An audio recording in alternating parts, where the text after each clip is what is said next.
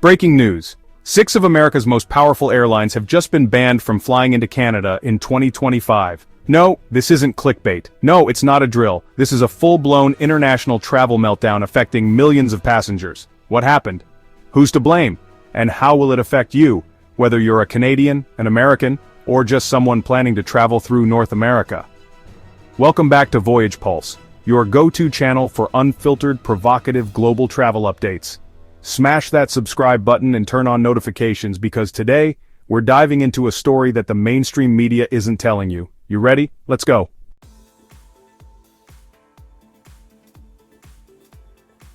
It all started on a chilly Monday morning in Ottawa. Canada's Minister of Transport stood before a stunned press corps and dropped a travel bombshell.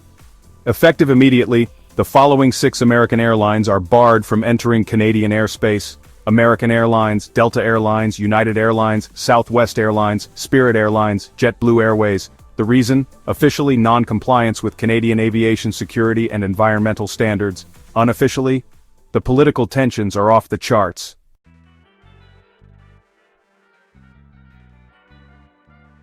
Canada and the U.S. have always had a complicated love affair. Friends, neighbors, trade partners, and lately, rivals. What sparked this latest breakdown? Behind the scenes, sources say Canadian officials have been frustrated with what they call reckless deregulation in the U.S. aviation industry. Post-pandemic, the FAA has rolled back dozens of safety and environmental standards. Canada, on the other hand, has gone the opposite direction, tightening regulations and pushing for a greener aviation policy. And that's not all. There's growing outrage over what Canadians call American air dominance, U.S. airlines flooding Canadian airports, undercutting local carriers, and monopolizing routes. This ban? It's being seen as both a retaliation and a warning.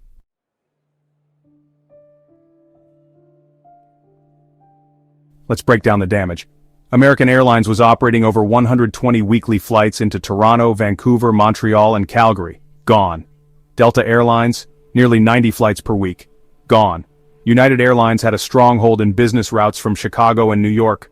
All flights scrapped. Southwest and Spirit were favorites for budget travelers. Kiss those cheap fares goodbye. And JetBlue, the newest player trying to expand into Canadian markets. Their dreams just went up in smoke. Combined, these airlines transported more than 4.2 million passengers between the U.S. and Canada each year. So what happens to those people now?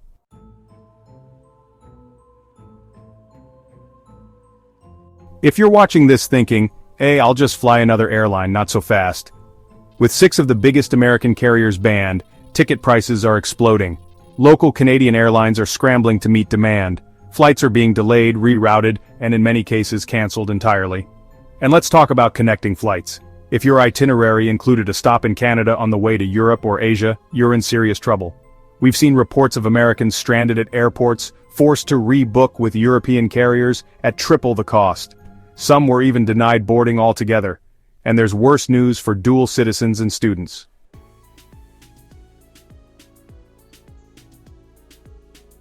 Here's who's being hit the hardest. Students. Thousands of American students studying in Canada are now cut off from home. Business travelers, frequent flyers between New York and Toronto, forced to drive or take pricey alternatives. Tourists. Anyone planning a summer getaway to Banff, Whistler, or Quebec City might be rethinking their plans. Families, cross-border families who relied on affordable flights are now stuck between insane prices and total isolation.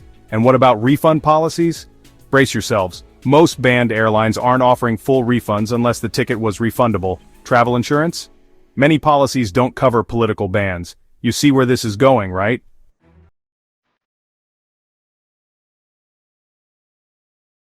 Some say this move was inevitable. Others?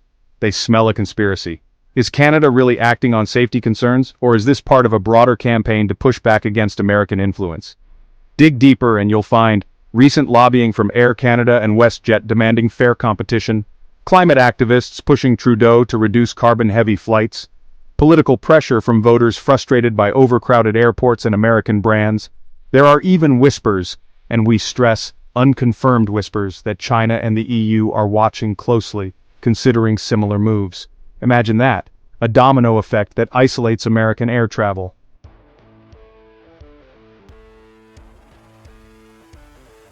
So how is the U.S. government responding? Let's just say, not quietly. The U.S. Secretary of Transportation called the ban a reckless overreach that endangers international diplomacy and trade. There are talks of retaliatory measures including banning Canadian carriers from landing in major U.S. hubs, suspending open skies agreements, imposing tariffs on Canadian aviation imports. Suddenly, a travel issue has escalated into a full-blown trade war.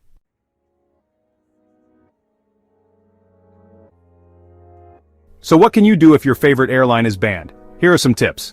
Book through European or Asian carriers with stopovers in Iceland, the UK, or Dubai. Use Canadian-based airlines like Air Canada or Porter. They're pricey now but expanding routes. Travel by rail or road to US border cities and fly from there. Use travel agents who specialize in complex itineraries. They might find loopholes. And most importantly, stay informed. Because this situation is evolving by the hour.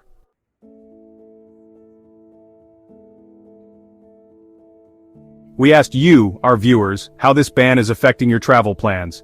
Here's what some of you had to say.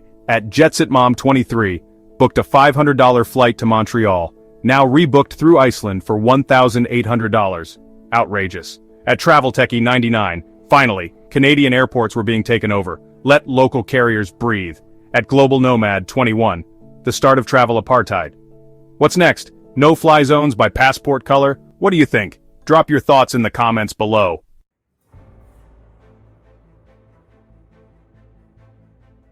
This isn't just about airlines, it's about politics, power, and the price we pay for freedom of movement.